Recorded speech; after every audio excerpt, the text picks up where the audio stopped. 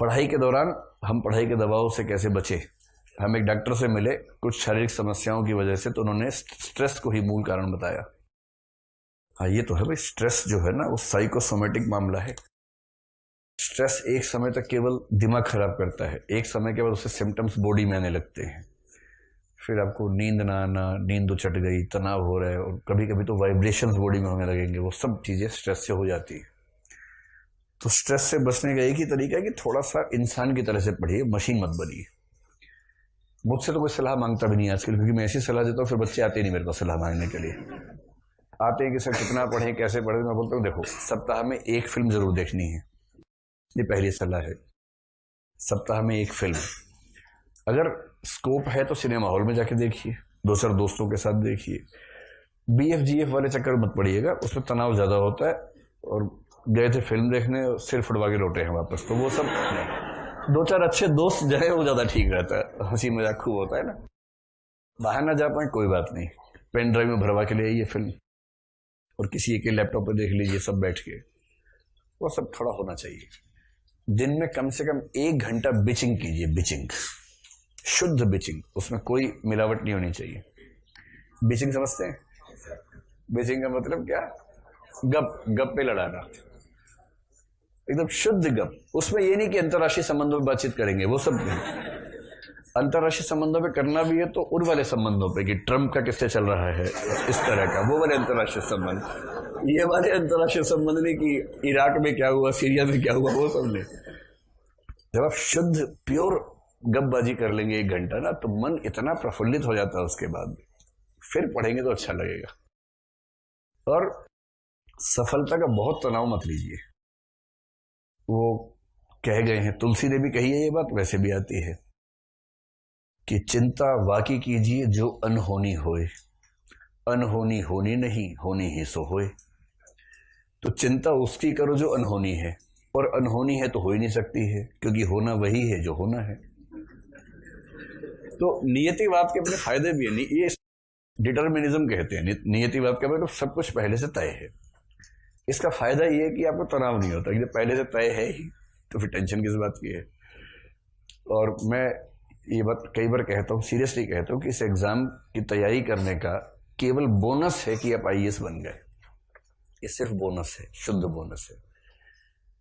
इस एग्जाम की तैयारी करने के बाद आप जीवन में जहां भी जाएंगे, आप अभी जहां हैं उससे बहुत आगे प्लेस्ड होंगे। किसी भी फील्ड में चले जाइए। तो एक लेख मौका मिलेगा तो आपको मैं भिजवाऊंगा उस पर व्हाट्सएप पे।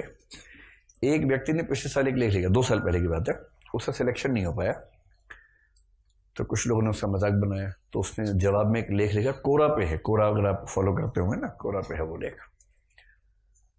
और उसका भाव यही है कि इस एग्जाम की तैयारी की, IAS नहीं हुआ कोई बात नहीं, लेकिन उससे इतना कुछ हो गया कि मैं अपना जीवन ठीक तरीके से निकाल ही लूंगा। और फिर उसने कुछ एग्जाम्पल्स दिए कि मेरे साथ क्या क्या हुआ। अब क्योंकि मैं एक ऐसे व्यवसाय में हूं कि अगर मैं आपसे ये कहूंगा कि नहीं होगा तो भी जीवन अच्छा होगा, इसकी ये व्याख्या आप कर सकते हैं कि ये अपनी दुकान चलाने के लिए ऐसा बोल रहा है। अब वो व्याख्या करते रहिए, उससे मुझे फर्क पड़ता नहीं है। लेकिन अगर उस पक्ष को आप थोड़ा साइड में करके समझने की क्षमता रखते हो तो इस बात को मान लीजिए, इस एग्जाम की तैयारी अपने आप में इतनी बड़ी उपलब्धि है, जो अभी समझ में नहीं आएगा बाद में आएगा। तो चिंता मत कीजिए, मस्त होकर तैयारी कीजिए। IAS है, PCS है, बहुत सारे एग्जाम्स है, जुट के काम करेंगे तो कुछ ना कुछ हो ही जाएगा बढ़िया, और शानदार जिंदगी होगी। ऐसा नहीं कि उसके बाद की जिंदगी इससे अच्छी होने वाली है, क्योंकि ये तो आपका बेस्ट फेज है इस समय।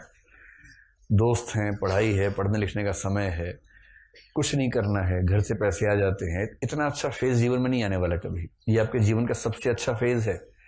इसके बाद इससे खराब ही आने वाला है। IAS बनने के बाद IAS बन के वो मजा नहीं आएगा जो भी आ रहा है आपको मजा। नहीं, ठीक है, बुढ़ापे तक कौन बच्चा रह सकता है, उम्र बढ़ेगी तो जिम्मेदारी आएंगी।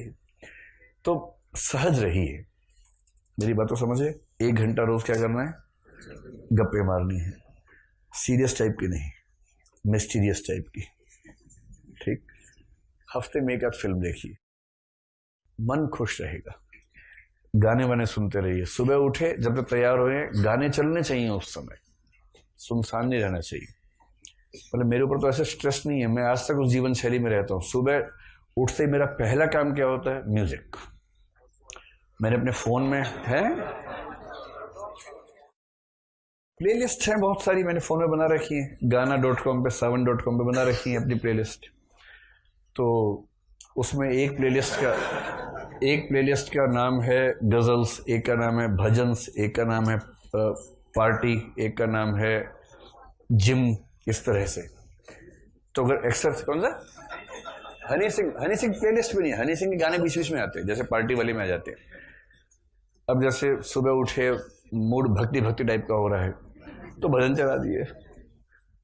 वैसे मेरा मूड 100 में से 99 पर गजल टाइप का रहता है, तो मैं गजल चला देता हूँ। अब चलती रहती है गजलें। तो उससे क्या होता है कि जो समय आपके उदास होने का समय हो सकता था, इसलिए ठीक हो गया क्योंकि आपके आसपास माहौल ठीक बना हुआ है। म्यूजिक आजकल जिस तरह से उपलब्ध है, अपने फोन वोन पे हमेशा ऑन रखिए। आजकल तो मैंने देखा जितने बच्चे सड़क पर चलते सब कान में लगा होता है, और जब चलते हैं तो लगता है कि रोबोट चल रहा है कोई। तो कान में लगाइए या वाईफाई ब्लूटूथ स्पीकर लीजिए छोटा सा, पूरा आसपास 3-4 कमरे गुंजा दीजिए सुबह सुबह। मतलब मशीन की तरह पढ़ेंगे तो दुखी रहेंगे, पढ़ाई कीजिए इंसान की तरह तो बात बनेगी।